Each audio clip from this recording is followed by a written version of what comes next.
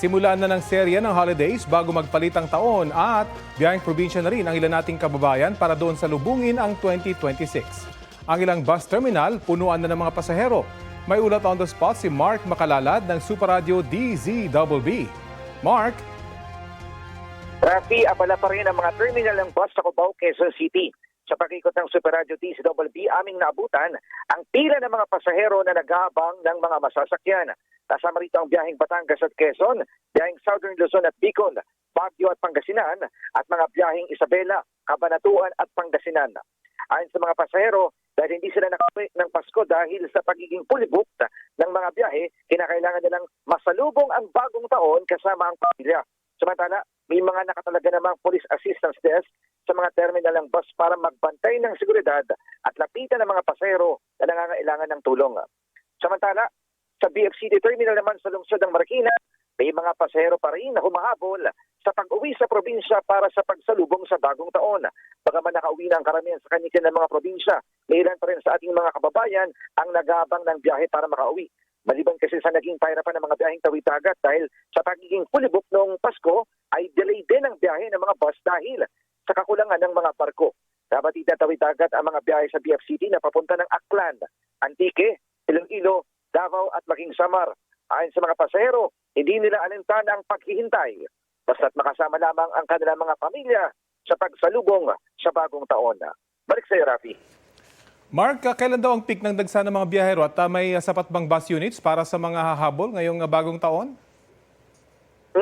Tama ka dyan, Raf. Ang inaasahan talaga ngayong araw na ito hanggang bukas ay meron pa mga pasahero na magsisidatingan. Bagaman marami na sa mga kababayan natin yung nakauwi ng kanilang mga probinsya, ito yung mga naiwan na lamang dahil hindi sila nakapagpabook ng maaga. Habang ang iba naman, may mga tinapos pa na gawain at trabaho, kaya ngayon yung perfect na pagkakataon para sila ay makauwi. Ang sabi naman ng mga pamunuan ng terminal, meron naman daw mga bus. Ang nagkakaroon lamang ng problema, lalo na yung mga tawid dagat dahil sa mga barko. Okay, maraming salamat sa iyo, Mark Makalalad ng Super Radio DZBB. Mainit na balita, nadagdagan ng 8 ang mga nabiktima ng paputok sa bansa sa pagsalubong sa bagong taon. Sa datos ng Department of Health, 140 na ang firework-related injuries mula December 21 hanggang kaninang alas 4 ng umaga. Batayan sa mahigit 60 ospital na minomonitor ng DOH. Sabi ng DOH, halos 100 sa mga biktima ay 19 years old pababa. Karamihan sa kanila ay nasaktan sa 5-star, boga at iba pang uri ng paputok. Tukoy na ng pulisya kung kanino galing ang paputok na napulot at sinindihan ng 2 batang naglalaro sa Tondo, Maynila. Na-cremate na ang isa sa mga biktima habang nasa ospital pa rin ang isa pa. Balitang hatid ni Jomar Apresto.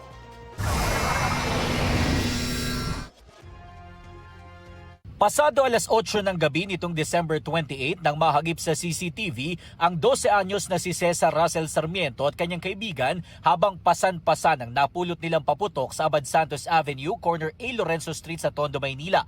Ilang minuto lang yan bago nila sinindihan ng paputok na kumitil sa buhay ni Russell. Ang pinanggalingan ng nasabing paputok natuntun na ng mga otoridad. Nakuhanan sa CCTV ng Barangay 226 ang 5 lalaki na yan habang naglalakad sa Almeda Street mag-aalas 2 ng madaling araw ng December 28.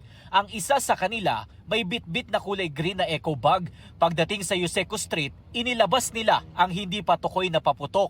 May kita pa sa video na pinatitigil ng grupo ang ilang motorista para masindihan na ito. Sa kuhang yan, may kitang umusok ang paputok, hindi ito nagtuloy.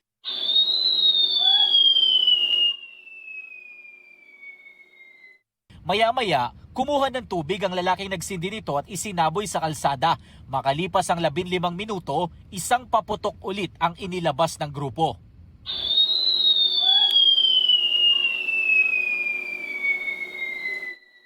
Kagaya ng nauna, hindi rin ito pumutok.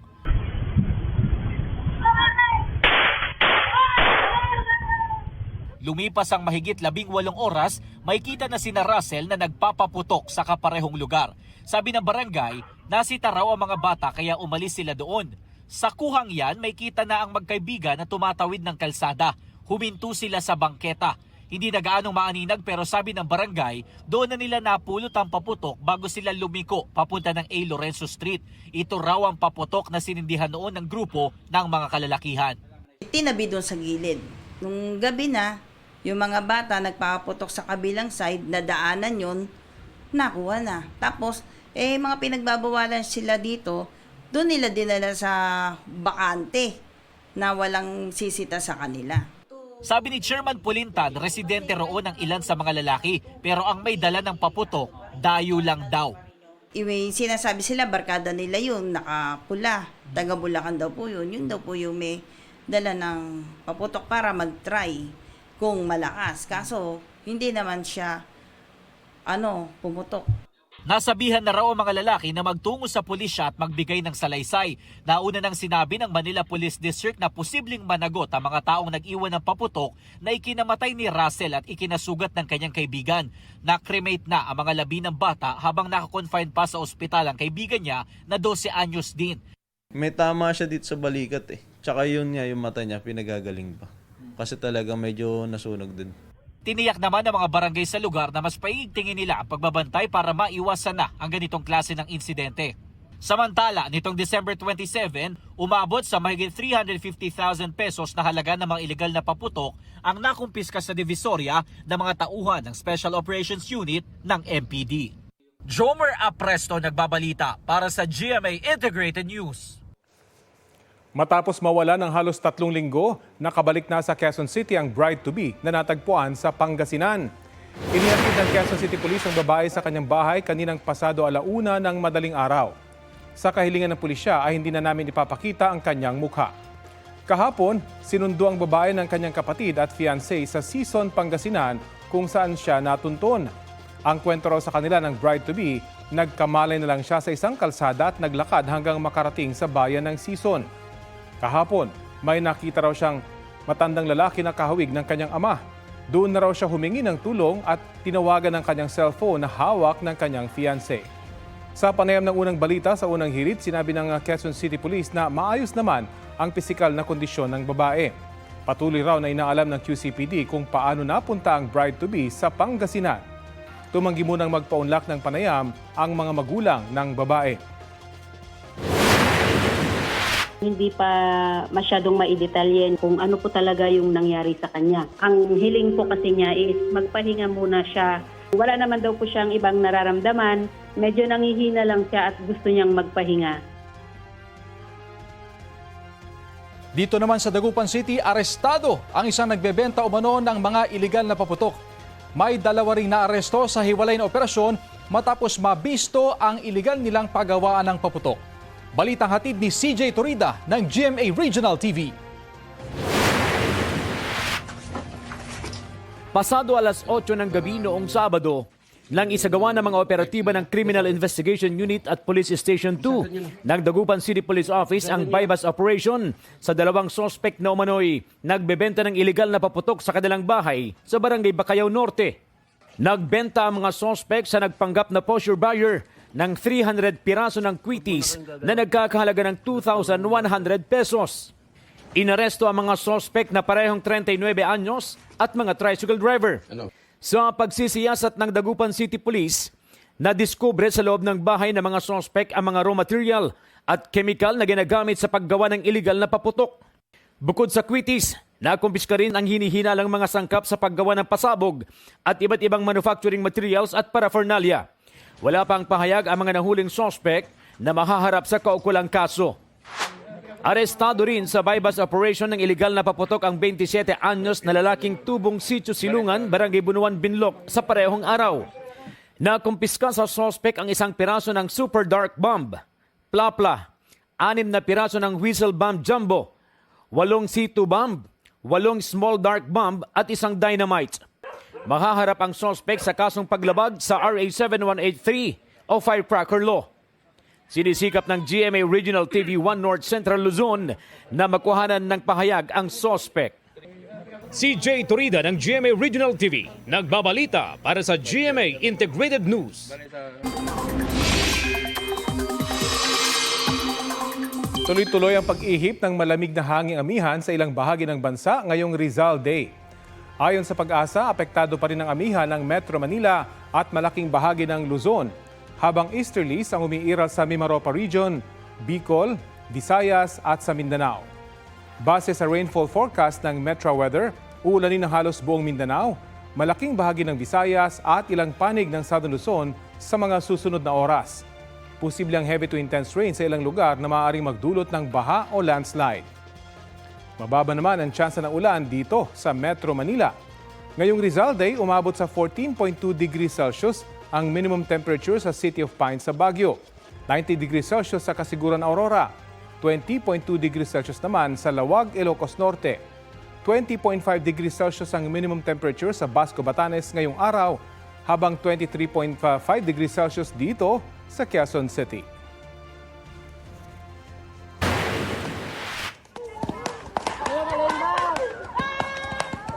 Hulikam sa Iloilo City ang delikadong paglalaro ng ilang kabataan. Nagbaril-barilan kasi sila gamit ang mga paputok. Inaalam pa kung may nasaktan sa 7 lalaking sangkot ng mga edad 9 hanggang 13. Ipinatawag at napagsabihan na raw ng barangay officials ang ilan sa kanila. Tinutukoy naman ang iba pang sangkot. Ayon sa pulisya, hindi pinagbabawal ang mga ginamit na paputok ng mga minor de edad sa video. Pero delikado raw ang kanilang ginawa. Mismong kanyang bayaw ang biniktima ng isang kawatan sa Antipolo, Rizal. Arestado ang suspect na nagawa ang krimen para daw may ipambili ng alak. Balita hatid ni EJ Gomez. Kuha sa CCTV ang pagpasok ng isang lalaki sa isang bahay sa Barangay San Isidro, Antipolo City, alas 3 ng madaling araw kahapon. Ilang segundo siyang tumayo sa sala, nagmasid-masid at may sinisilip. Maya-maya, kinuha niya ang isang bag at saka naglakad palabas. Ayon sa barangay, kinaumagahan na nang malaman ng may-ari ng bahay na nawawala ang kanyang bag. Agad daw nilang tsinek ang CCTV sa bahay at saka nalaman na ang nagnakaw kanyang bayaw. Ang natangay niya ay isang bag na may labang mga IDs, lisensya, ORCR, saka halagang 10,000 ayon doon sa complainant. Tumangging humarap sa kamera ang biktima na agad naman daw nagsumbong sa mga otoridad. Pinuntahan ng mga barangay tanod ang bahay ng suspect na si alias Jimboy, pero hindi siya nakita roon. Bumalik yung complainant alas 8 ng gabi sa barangay at ang sabi yung suspect daw po nagiinom. Kaya po kami ay agad na gumawa ng plano, kinorner namin yung tao. Nagtatlong grupo kami para mahuli. Nagkaroon po ng habulan pero hindi niya inaasahan na meron kami mga tanod na nakaabang sa baba. Ito yung may pinasok na isang bahay at ninakawan. Sarili niyang bayaw ang kanyang ninakawan. Ito at nahuli na namin. Narecover sa suspect ang ninakaw na bag at mga laman nito, maliban sa tinangay umano na 10,000 cash. Nang harapin siya ng bayaw niyang biktima, ang suspect umiiyak na humingi ng tawad sa kanyang nagawa. Aminado ang 33 anyos na suspect sa pagnanakaw. Lasing daw siya noon at nangailangan lang ng perang pambili ng alak. Hindi rin daw niya napansin na bahay ng kanyang bayaw ang kanyang pinasok. Lasing lang po ako nun sa alak. Gagamitin yung pera.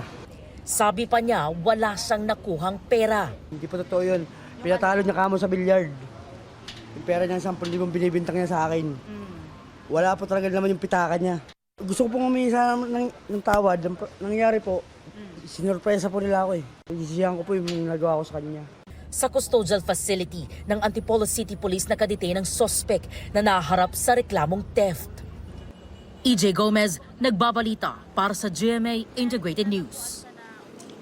Ginugunita ngayong araw ang ika-129 na anibersaryo ng pagkamatay ng pambansang bayani na si Jose Rizal. Sa Rizal Park sa Maynila, pinangunahan ni Pangulong Bongbong Marcos ang wreath-laying at flag-raising ceremony bilang pagbibigay pugay kay Rizal. Kasama niya roon ang First Family. Sabi ng Pangulo sa isang mensahe, ipinakita ni Rizal kung paano ang maging tunay na Pilipino. Dapat daw ay suriin ang buhay ni Rizal lalo't ngayong panahon na naghahanap ng integridad at accountability ang mga Pilipino. Tungkol naman sa tunay na pagbabago ang Rizal Day video message ni Vice President Sara Duterte.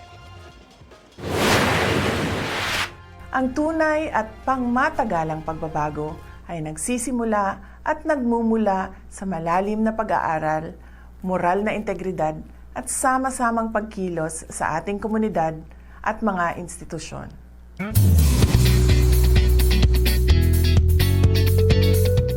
Happy Tuesday mga mare at pare! Full support ang fans ng Wilka na nagpa-block screening ng MMFF entry na Love You So Bad.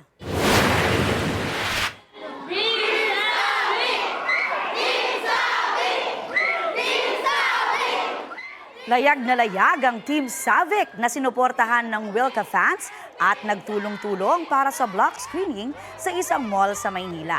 Present dyan sina Will Ashley at Bianca de Vera na thankful sa suportang natatanggap nila lalo na sa pelikula na hindi lang mga kabataan ang nakaka-relate. I'm just so happy and grateful to see them every time na meron kaming mga ganito events. Talagang sa kahit saan mag-show up sila. Kaya nakakatuwa at nakakataba ng puso. Ang dami namin nakikitang kids, teenagers, families, mga lolos and lolas. So mga pamilya talaga. Kaya doon ko talaga masasabi na talagang iba talaga yung experience no, kapag pinapanood mo yung sine sa sinehan because you get to share the moment with the people that you love.